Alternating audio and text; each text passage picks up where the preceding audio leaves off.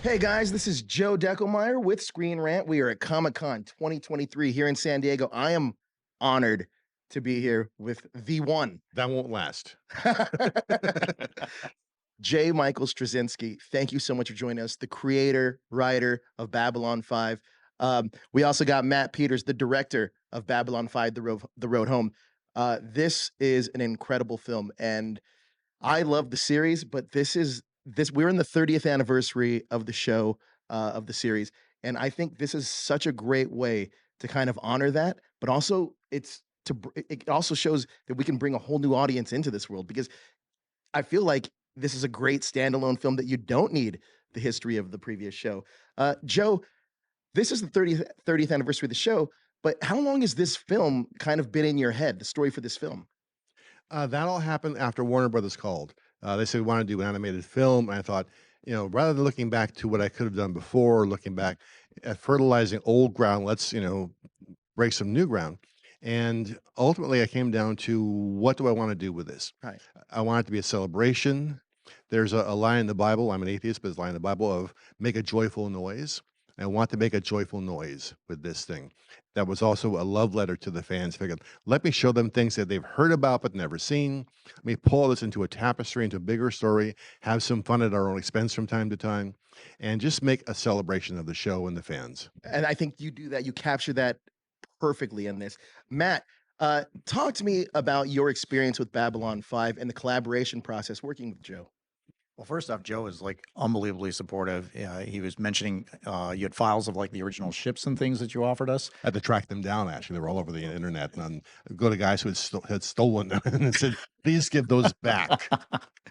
But and then he was always giving us like the freedom to really tell the story that we wanted to do, which was really fantastic. Myself coming to Babylon 5 as I was actually set and queued up to work on another movie with executive producer Rick Morales.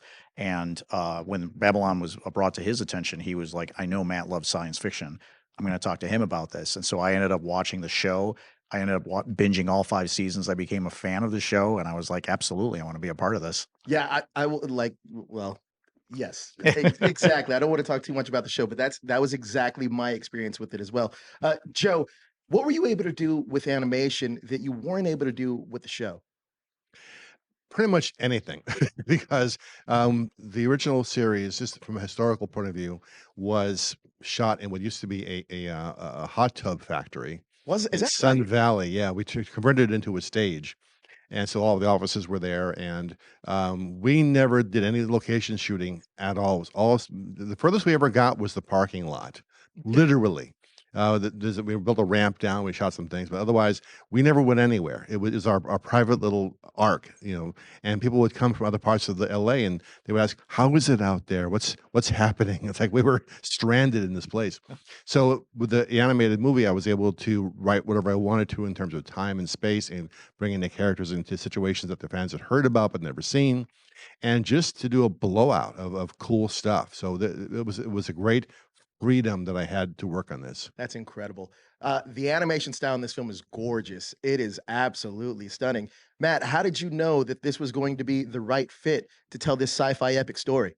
Well, Rick and I really like working with CG, and we really like making that kind of 2D blend of CG. Right. And we had done another movie before for Warner Brothers, and so we already had that experience. So immediately when Rick mentioned that we were going to do this property, I was asking him, "Is it going to be CG?" And he said, "Absolutely."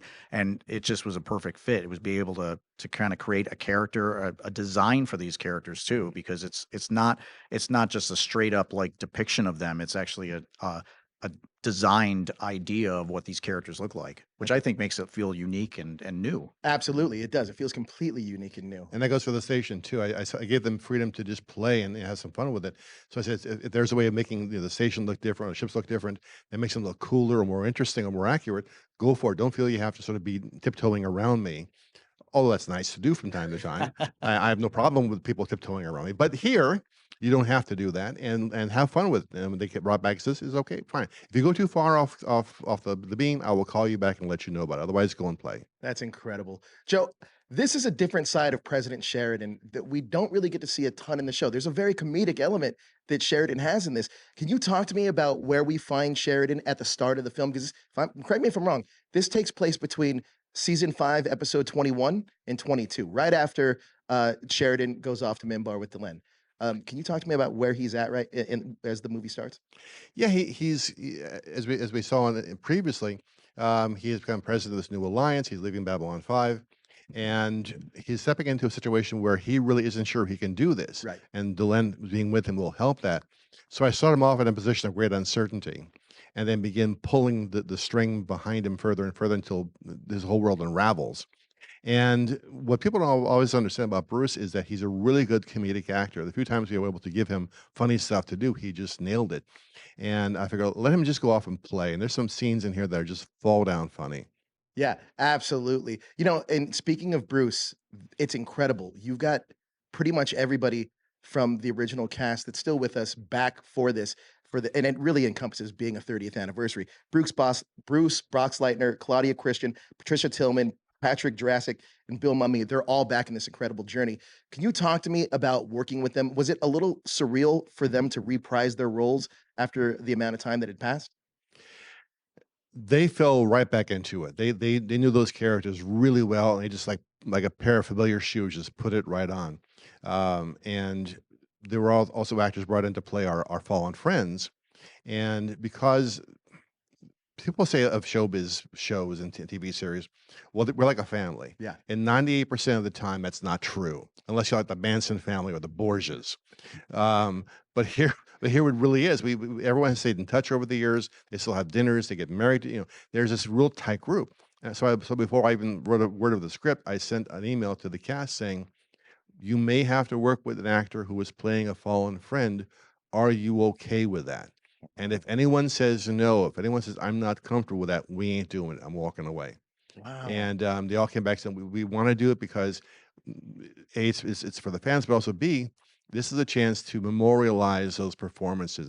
These are the characters that created Jakar, the actors who created Delenn and others who are no longer with us, and let us do this as a testament to them. Yeah, that's what I loved about these newer actors that are coming in. So Anthony Hansen steps into the role of Michael Garibaldi. Phil Lamar is Dr. Stephen Franklin. We have Andrew Morago as Jakar and Rebecca Ridey as Delenn. Now they capture the spirit of the original characters, but can you talk about what they brought to the role as well? Yeah, and I'm sure Matt can also go into this as well in addition, but Yeah. we didn't want guys coming in to do specifically voice imitation. Right. But to capture the essence of who they were. One of the actors playing Garibaldi said that he isn't there to do an imitation of Garibaldi. He's there to fill the void left by the actor Jerry Doyle, who passed away, and to do a tribute to them in the process. So some are more familiar sounding than others, but they all manage to capture the essence of that. Is that about right? Yeah, there's also like when you're working with voice acting, there's a lot of thinking involved, and it's like a lot of people we're always on the other end of it. We see the performance, but we don't actually see the thought process that goes into it.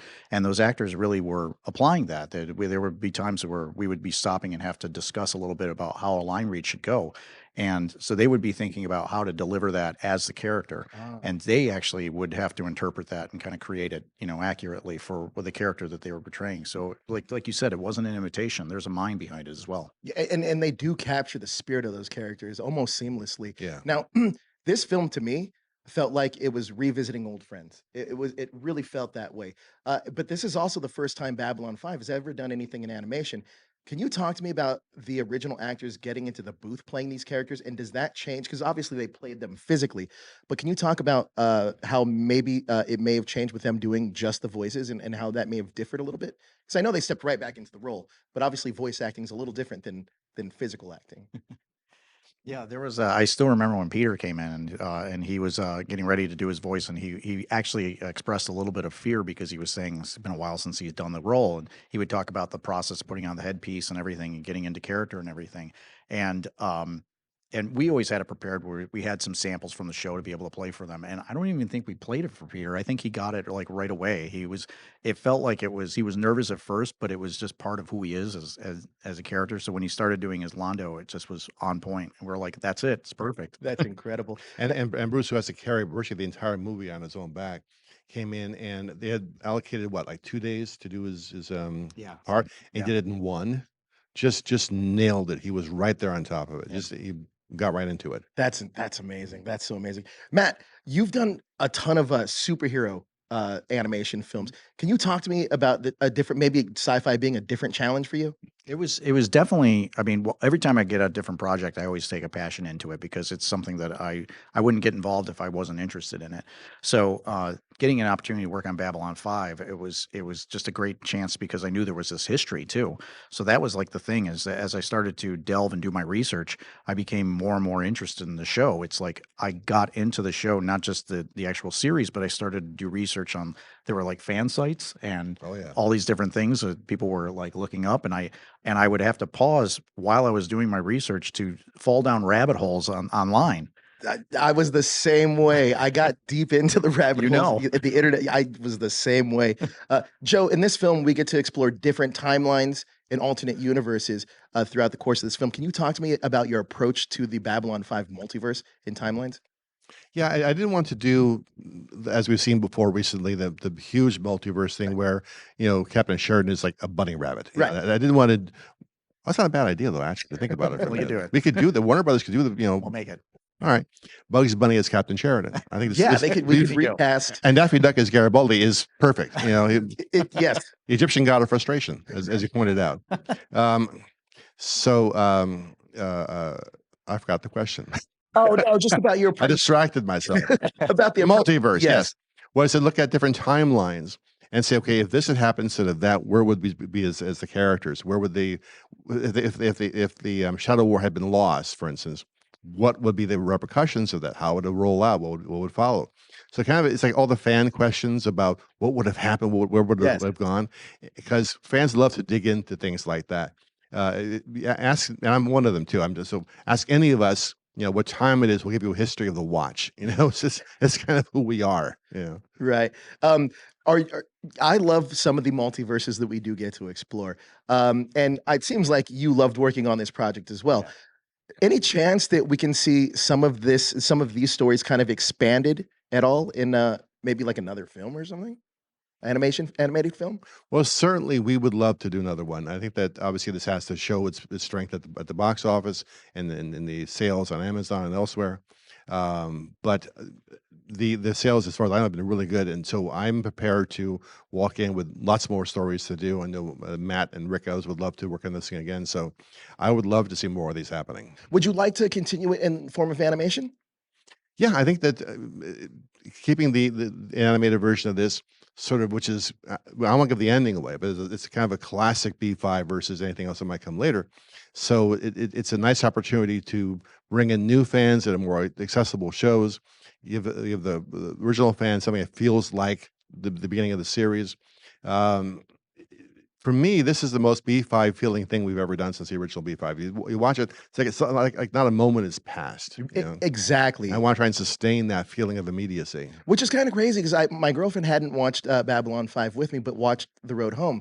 And she immediately loved the film and now wants to go back and binge B5. So thank you. My feeling is you shouldn't have to do homework to watch a show. Yeah. Yeah, and this is accessible to new viewers. But I will say that I'm glad that I did because like I said before, this is the best complete sci-fi epic series ever. Babylon 5 The Road Home will be available to own on digital, 4K, UHD, and Blu-ray on August 15th, complete with a full-length feature film and some fascinating behind-the-scenes features. And also was announced last Tuesday, the Babylon 5 The Complete Series is being released on Blu-ray for the first time on December 5th. So fans, get it. Order The Road Home. Get the Blu-ray for the complete series because that's the first time ever it's going to be on Blu-ray. I can't wait. Thank you, gentlemen, for joining me today. I am a huge Babylon 5 fan. The one, JMS. Thank you so much, guys. Appreciate it. Appreciate it. Yeah.